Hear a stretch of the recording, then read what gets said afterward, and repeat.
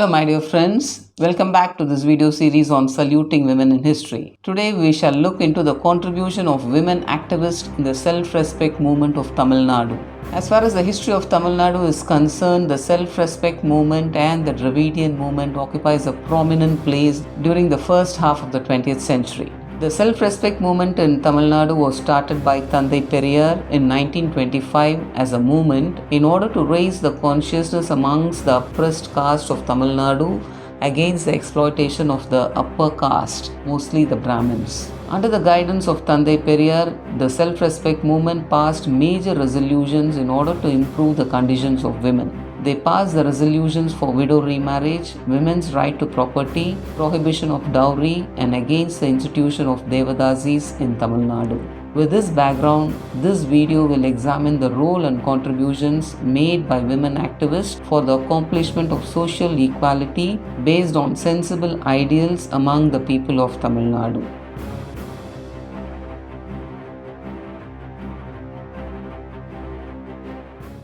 Moovalur Ramamridam Ammayar. She is the grand old lady of Dravidian movement. She was a Tamil social reformer, author and political activist of the Dravidian movement and worked for the abolition of the Devadasis system in the Madras presidency. She was born in Thiruvarur and was brought up at Moovalur, a village near Mayiladurai. She got married to Suyambu Pillai, an accomplished musician, and had 2 sons and a daughter. Unfortunately, the first son and the daughter died at very early age. This shock converted her to atheism. She lost faith and belief in God and became a follower of Periyar. She was the author of the novel Dasigalin Mosavalai or Madipetra Minor, written in 1936, which exposed the plight of the Devadasis. Originally a supporter of the Indian National Congress, she became a member of Periyar E.V. Ramaswamy's self-respect movement after he left the Congress in 1925. In 1930, she supported Muthulakshmi Reddy's attempt to abolish the Devadasi system in the Madras presidency through the legislation. She also took part in the anti-Hindi agitations of 1937 to 40, and in November 1938, she was jailed for 6 weeks for participating in the agitations. Moovalur Ramamridam Ammayar was the first lady of the South to defy the government prohibitory orders for picketing liquor shops and to court arrest. The public awareness created by her novel and her continuous campaign to abolish the Devadasi system were instrumental in the passage of the Madras Devadasi Prevention of Dedication Act or the Devadasi Abolition Bill, which outlawed the practice in 1947. In 1949, she parted ways with Periyar and became a supporter of the Dravida Munnetra Kazhagam and remained a DMK supporter till her death in 1962.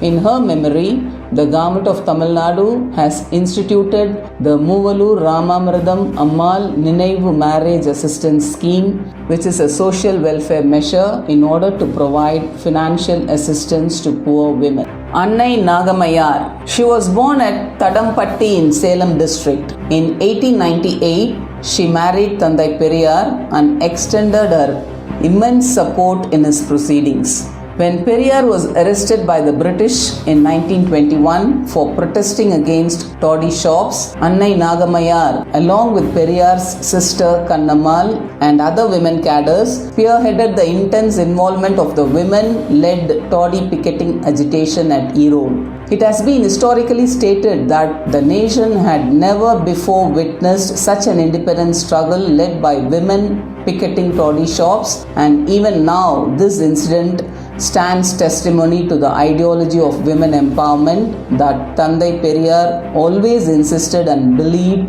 would help to create a new world. Annai Nagamayar staged many protests against religious and caste discriminations. She voiced for women liberation, widow remarriage, rational marriages, and also emphasized against the odds of superstitious beliefs. She also held the position of the publisher of Kudiyarasu from 1930 until her death in 1933. A home catering to the needs of the orphan girls at Tiruchi Maligai was initiated by Thanthai Periyar, bearing the name of Annai Nagammayar, which stands tall as a tribute to the noble contribution of her unprecedented services to the society. Dr. Dharmambal, popularly called as Veera Tamil Annai, that is, heroic Tamil mother. She was a social activist and women's rights activist and is remembered for her contributions to the Tamil language and thereby given the title of Veera Tamil Annai, meaning the heroic Tamil mother. She was born in 1890 to Papamal and Saminathan Chettiar at Karandai near Tanjavur, Madras Presidency. Later on, she married drama actor named Munusami Naidu and moved to Chennai and acted as a practitioner of Siddha medicine. Dharmambal was a great admirer of Muthulakshmi Reddy and supported her attempt to abolish the Devadasis system through legislation. She was instrumental in safeguarding women's rights and education for girls, being the secretary of Tamil Women's Association. She also supported the remarriage of widows and intercaste marriages. In order to bring forth education in Tamil to the youth of Madras, she founded the Manavar Mandram, that is the Students' Forum, and conducted Ilavu Varam, that is a week of mourning, to get equal pay for the Tamil teachers. Dharmambal was an active participant of the self-respect movement and was one of the organizers of the 1938 conference of the Progressive Women's Association, which bestowed the title of Periyar on E.V. Ramaswamy Nayakar. She also participated in the anti-Hindi agitations of 1937 to 40. Dr. Dharmambal donated her home in Karandai to the Karandai Tamil Sangam, a language society. She was given the title of Veera Tamil Annai during the meeting held in 1951 for her contributions to the Tamil language, especially for promoting Tamil language to youth through the Students' Forum. Her memorial has been erected in Mulakothalam near Chennai after her death in May 1959. The government of Tamil Nadu, in her honor, introduced a scheme called Dr. Dharmambal Ammayar Ninaivu Widow Remarriage Scheme in 1975 in order to provide financial assistance to the remarriage of widows. EVR Mani Ammayar, popularly known as Annai. She was born in 1920 as Gandhimadi to Kanagasabai Mudaliar, who was a member of the Justice Party. Soon after her father's death, she joined the Dravidar Kazhagam. Commonly known as Annai, she was a social activist and a politician. She married EVR Periyar and succeeded him as the president of the Dravidar Kazhagam upon his death in 1973. The faith and affection of Mani Ammayar stood the test of the sharp observation of Periyar, and she cautiously preserved the great treasure of the wealth of his policies and principles of self-respect. Mani Ammayar indulged in the committed service to the orphans in Tiruchi. She appeared as an affectionate mother to many others who yearned for maternal love and used to instruct others not to refer to them as orphans. She made sure that she was their mother in all respects.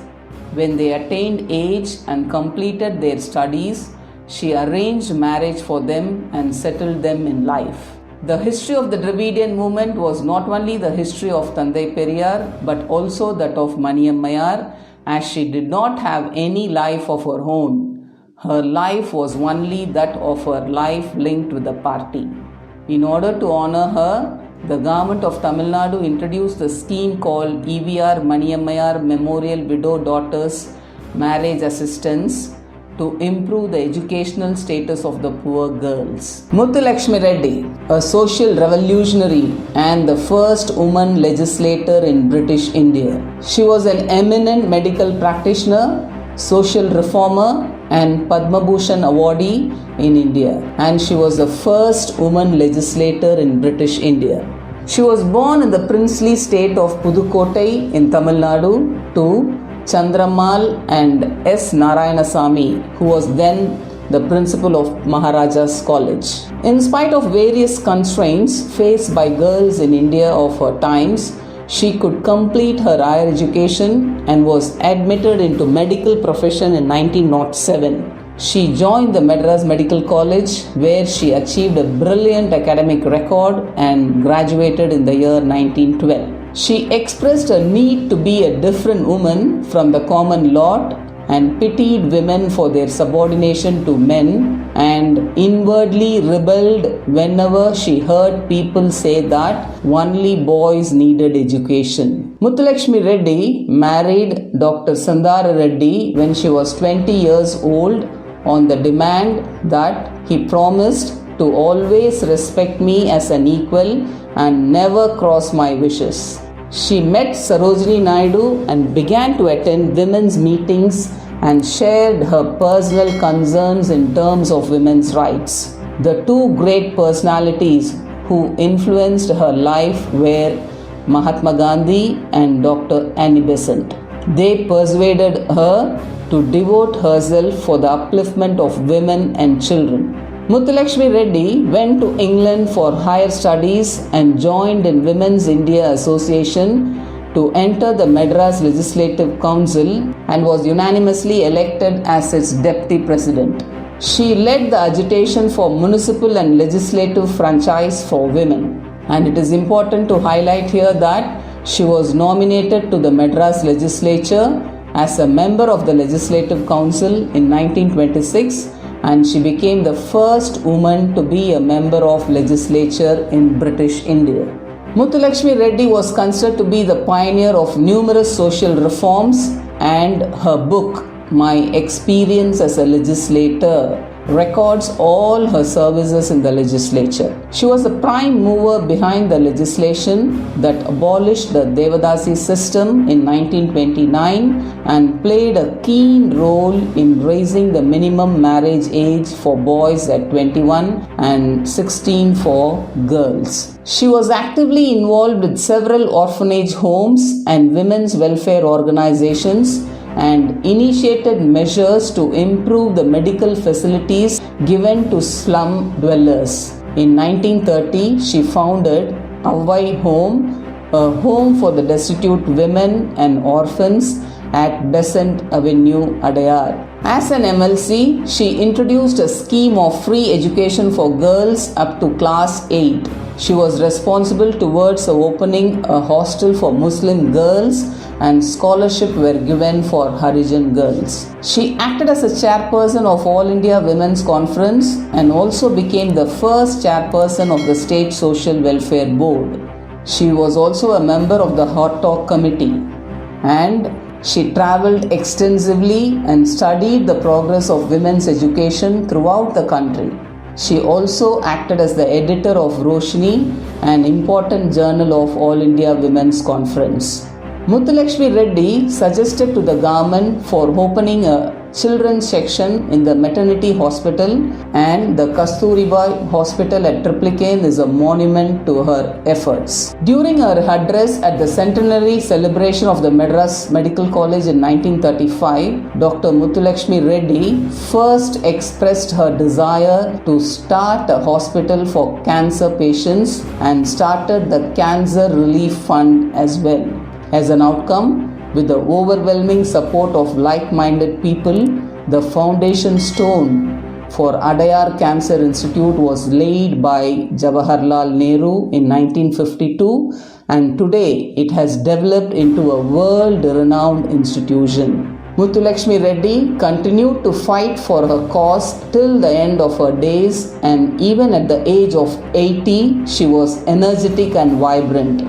Her human preoccupations took her away from politics in 1930, and she stuck to her mission and Gandhian ways. The Government of India conferred on her Padma Bhushan in 1956 in recognition of her meritorious services to the nation. Her two outstanding monumental gifts for humanity remain the Avvai Home and the Cancer Institute.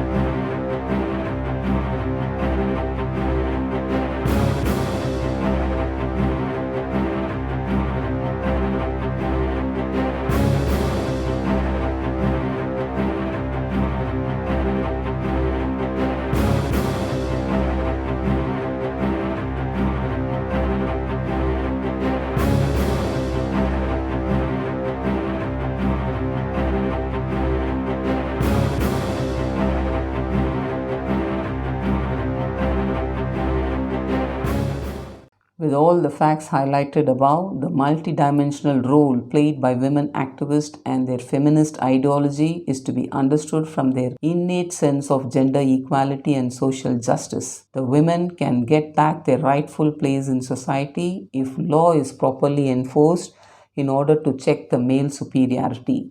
They advocated that women have to step in and involve themselves for their liberation and not solely depend on males. All these women ought to be given a big salute in history. Thank you for watching.